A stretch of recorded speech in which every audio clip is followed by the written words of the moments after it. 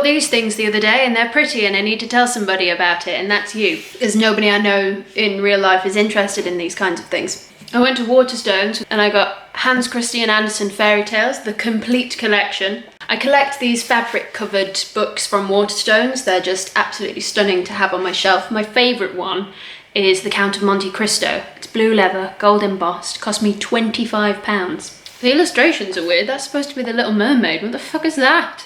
Oh well. The next one's the complete collection of H.P. Lovecraft.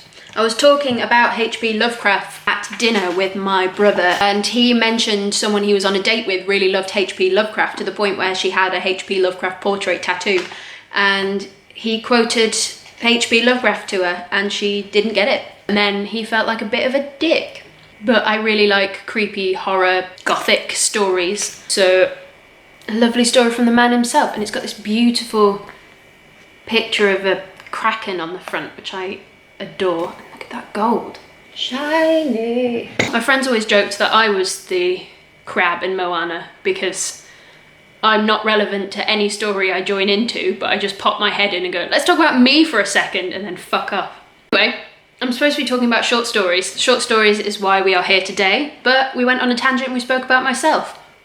Ooh, who'd have thought it? Writing a short story is notoriously difficult because you have less room to play with. A novel, you have loads of space. If you write a short story, you have less space. It's sort of in the title. Now, I'm going to be talking about how to craft the perfect short story in this, with reference to my favourite short story collection thus far, The Bloody Chamber by Queen Angela Carter, and we call her by her full name on this channel, for she is Queen. Now, a short story has the word count of up to 30,000 words. Now, that sounds like a lot. So we have 0 to 30,000 is your short story, technically. 30,000 to 50,000 is your novella, and 50,000 and above is your novels. Anything above 100,000 words, we're getting into... Please don't make me read that. Please. Oh God, please, no. Now, when I was instructed to write short stories back at uni, I was told never really to go above 5,000 words, but the rules are guidelines only. You can sort of play around with what you want. If you want to write above that, if you have the space to write above that, go above that. But if it's specifically for a submission somewhere, look at their rules on word count. A lot of submission places will only take up to 5,000 words. Some will take up to 10,000, but that tends to be your magazine publications. Usually your prizes and your anthology publications only take up to about 5,000 words. So do your research on what they want. You write your short story to 7,500 words, you find a submission that it's perfect for, you can edit a few bits out to get it down to the 5,000 to make it as strong a story as possible and send that in, see how it goes. A good website to see where you should submit your short stories to is something called the Submission Grinder. It goes through genre by genre of who you can submit to, whether they're paid or unpaid, and what you get after you submit them, sort of what the rules are, whether they get sole publication rights or anything like that. Make sure you read things like that just to understand. You don't want to give your work to somebody, not be paid for it, and then give it. There's just too much trouble. Don't do it. Go on the Submission Grinder. It will tell you things. It's good. Promise. The first thing you need to do when constructing a short story is to understand the 5 aspects of narrative. When I talk about the 5 aspects of narrative, I mean voice, language, setting, structure, and form. That's 5, even though it got a bit mangled in the middle. Once you've got a hold of all of those things, you can start constructing your story around them. Now, we're going to start with voice. Your narrative voice is who is speaking, who's telling us these things. In The Bloody Chamber, we're going to use the title story of The Bloody Chamber. The narrative voice is narrator. I know that sounds really annoying, but she's not given a name. It's a first-person narrative. She is telling the story from her own perspective. She goes back. The first 2 words in the entire story are I remember. She goes back in time, remembers this time where she was 17 and married a maniac, and it's like, I remember when that happened. Wasn't that close? So you need to decide on who is telling your story, whether it's a character within your story or someone looking in on the outside, like an omniscient third-person narrator. Once you know who's telling your story, you can get on to the language of your story. The use of colloquial language will make your story feel set in modern times, sort of like we're having a chat here. But something that's set in the 19th century needs a little bit of research into what that language would look like. Mr. Darcy is unlikely to refer to Elizabeth Bennet as a 10 out of 10 would bang. You've got to look at the language of that era and then create something from that. It's what will help bring your characters to life and your story itself. Setting. Now, this one's an important one because this will bring your world to life. Setting is also a massive indication of genre. If you set your story on a windy castle in the middle of the hills, it's always foggy, it's always seems to be nighttime, there's not a lot of light around, we tend to feel that we're in a gothic story. And it creates that feeling of isolation for the characters, something like The Bloody Chamber. It's set in France, but on an island just off of France. She goes from France on a train to the castle where her new husband lives, and it's offshore, isolated, very big, very dark, very gloomy, very Marquis de Sade. So we sort of get a feel of how she would be feeling as a 17-year-old approaching this terrifying, isolated castle. It also helps raise the stakes of the tension because she's off the mainland. Who knows what's going to happen to her? The structure of your story is also important. Now, the structure of something like The Bloody Chamber, it's set in retrospect, so she's looking back at what happened to her back then. But the structure of it is very important. She takes us from before the marriage, how he wooed her, the rumours about him, how she felt about him in that moment. She was a young girl, he was a rich marquis. How lucky she was to have had a marriage proposal from someone like him. And then she goes on to discover who he really is, which ends up being a little more sinister than we first imagined. But the structure of that story, the setting up of what was happening in that story all the way to its climax and then the resolve at the end, the structure is very clear, we know what's happening, and it has an impact on how we feel about things. We feel tense, we feel scared, and then we feel, oh, relief, she's fine, she's not dead. Oh, that's spoiled it. And the form of your story is how it's presented. It can either be prose, non-fiction prose, poetry, or drama, and that's your scripts and things like that. Poetry will have obviously a different form to your prose. It will make it feel more lyrical, more romantic. Something like Goblin Market by Christina Rossetti would have made a beautiful short story, but choosing to form it as a poem made it stick in our minds a little bit better, and we all have that kind of folklore feeling about it.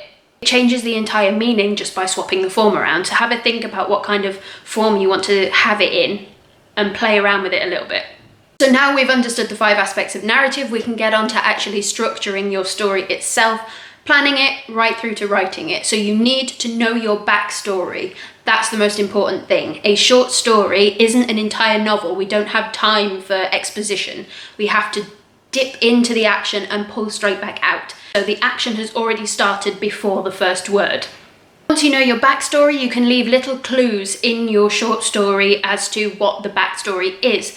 For example, in The Bloody Chamber, the mother was a fearless warrior. All by the time she was 17, she'd nursed an entire village through the plague, she'd killed a tiger. What else had she done? She'd done some other shit as well.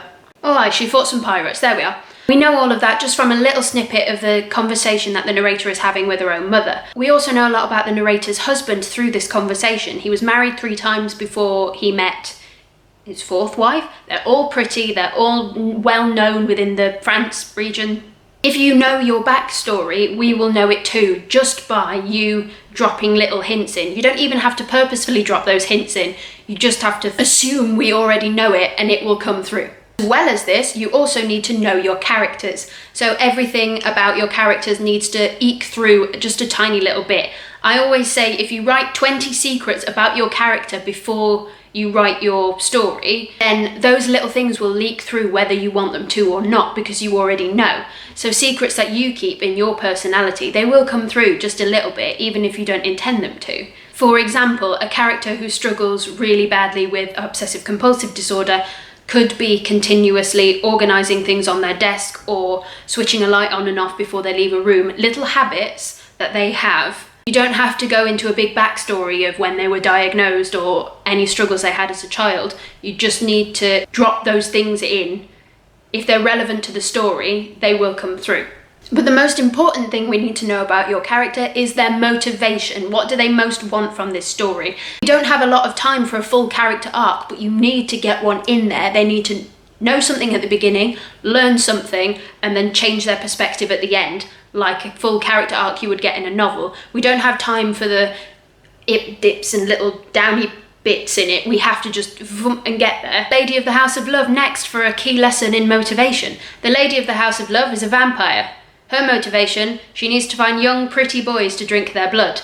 The second character is a young pretty boy to not have his blood drank.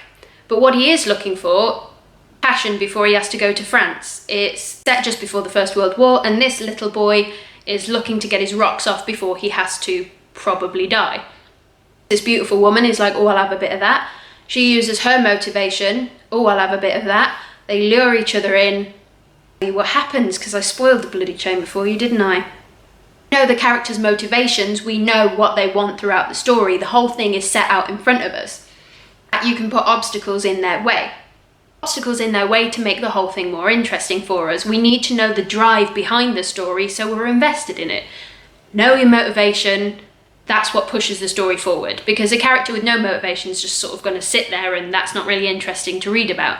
But a character with loads of motivation who knows what they want and knows how to go and get it, they're going to get off their asses and do something, and that makes a story.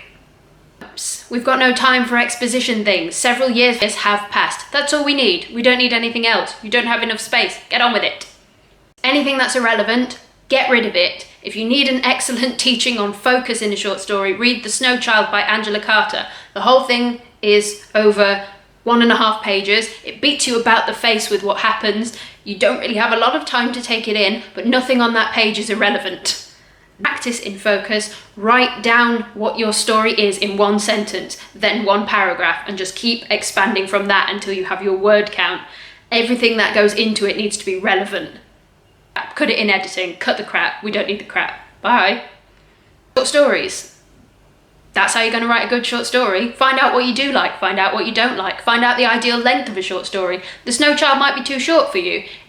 For me, when I read it, I wasn't a great big fan of short stories when I first started the bloody chamber, but The Snow Child is what did it for me. It's just too much. It's too much to handle. There's a lot going on in a page and a half, but it's the one that stuck with me the most because so much happened. Like, I don't remember that one. No one remembers that one, but you remember The Snow Child because it hits you about the face. Stories, find out what you like, but not the same because that would be cheating, but short stories. The only way you're going to get better at this is if you practice. Fuck off and do something. What are you still doing here?